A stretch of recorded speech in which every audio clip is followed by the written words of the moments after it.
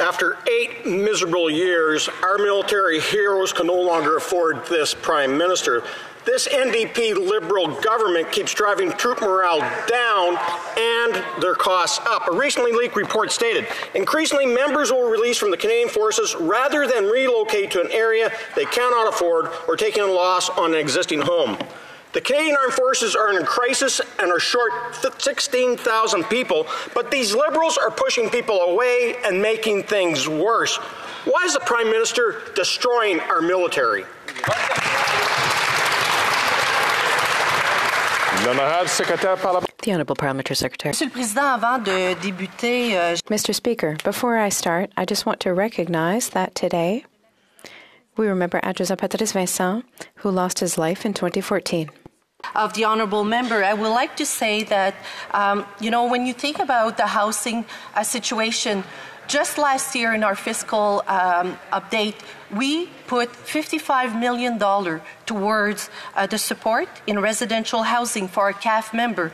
Also, I would like to acknowledge the support that we're putting on our member when they relocate of the reimbursement, legal and real estate fee. Mr. Speaker, we will always be there for our military.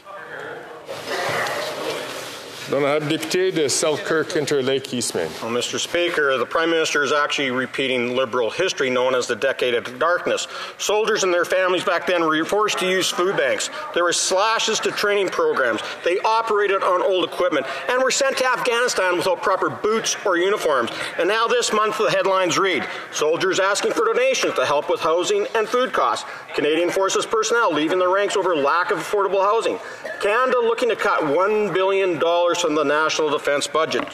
Our troops are out there fighting for our freedoms. Why is this Prime Minister attacking their economic freedom? The Honourable Parliamentary Secretary. Thank you very much, Mr. Speaker. And again, I want to say thanks to the member for his questions because it actually allows me just to validate some of the measures and the supports that we have put in place for our military. As I mentioned earlier, the reimbursing, the legal and the real estate fees, the covering of some expense for dual residency for up to 6 months if a CAM member cannot sell their residence. We will continue also supporting our Canadian Armed Forces posted across the country and their family. For example, the post-living differential allowance is intended to help reduce financial burdens for CAF personnel and their family. Mr. Speaker, we will not take any lessons from this side of the House.